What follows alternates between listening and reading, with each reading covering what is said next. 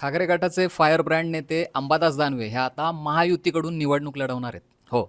अ, जिल्हा बँकेची जी निवडणूक आहे संभाजीनगरची, तर त्यात महायुतीकडून दानवेंनी जो आहे तर तो अर्ज भरलेला आहे. महायुती आणि महाविकास आघाडी असे दोन्ही पॅनल जे तर त्या जिल्हा बँकेच्या निवडणुकीत होते, परंतु अंबादास दानवेंनी मात्र महायुतीच्या पॅनलमधून अर्ज भरायला आपली पसंती दिलेली आहे. जिल्हा बँकेच्या निवडणुकीत एकूण 20 जागा होत्या, त्यापैकी 8 जागा या आतापर्यंत बिनविरोध झालेल्या आहेत आणि उरलेल्या ज्या 12 जागा आहेत त्यांच्यासाठी आता ही निवडणूक होणार आहे.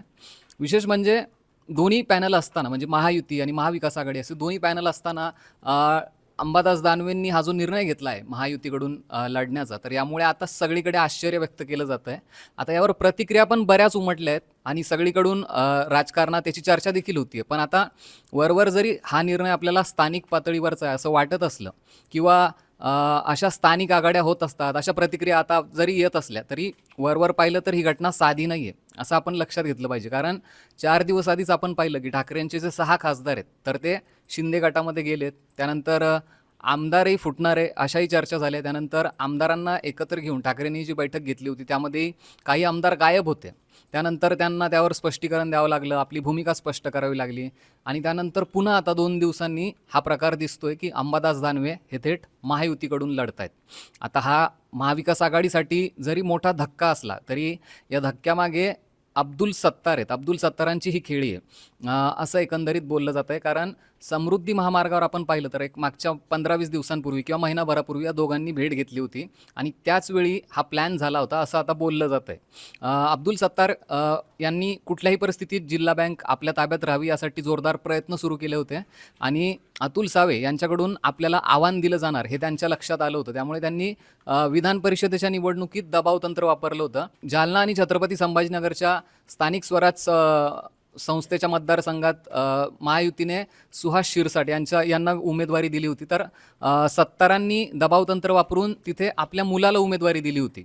त्यामुळे सत्तार यांचा जो अनुभव विधान परिषदेतला दांडगा की ते फोडाफोडी करण्यात माहीर मानले जातात. तर भाजपच्या नेत्यांना आधीच अंदाज आला होता की या ठिकाणी आपल्याला दगाफाट होऊ शकतो. त्यामुळे मुख्यमंत्री आणि उपमुख्यमंत्री एकनाथ शिंदे, मुख्यमंत्री देवेंद्र फडणवीस यांच्याशी चर्चा केली गेली. त्यानंतर सत्तार यांना मदत केली जाईल जिल्हा बँकेच्या निवडणुकीत असा शब्द त्यांना देण्यात आला होता आणि त्यानंतर आता या सगळ्या घडामोडी आपल्याला पाहायला मिळत आहेत.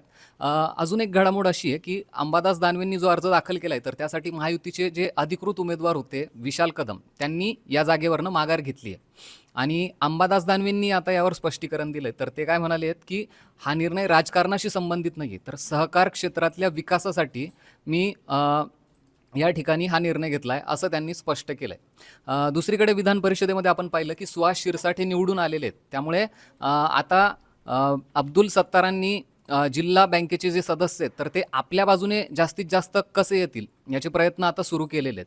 दुसरीकडे शंभूराज देसाईंना ज्यावेळी या गोष्टीबद्दल सांगितलं गेलं की दानवे हे महायुतीकडून फॉर्म भरतायत आणि महायुतीकडून लढतायत, तर त्यावर शंभूराज देसाईंनी थेट त्यांना ऑफरच दिली आहे की तुम्ही आता थेट शिवसेनेतच येऊन जा. तर अशा पद्धतीने एकूण राजकारणात सध्या या घडामोडी पाहायला मिळत आहेत. 2 ते 3 दिवसांपूर्वीच आपण पाहिलं की ठाकरेंचे जे 6 खासदार होते तर ते ज्या वेळेला शिंदे गटात आले त्यावेळेला याच दानवेंनी त्यांच्यावर सडकून टीका केली होती असं आपण चित्र पाहिलं होतं. पण आता स्थानिक लेवलवर का होईना पण अंबादास दानवेंनी महायुतीला पाठिंबा दिला आणि महायुतीच्याच बाजूने ते निवडणूक लढवत आहेत. तर या एकंदरीत सगळ्या प्रकरणावर, या राजकारणावर तुमच्या प्रतिक्रिया काय, तुम्हाला यावर काय वाटतं ते आम्हाला कमेंटमध्ये नक्की कळवा आणि असेच व्हिडिओ जर तुम्हाला पाहिजे असतील तर सरकारनं आम्हाला सबस्क्राईब करायला अजिबात विसरू नका.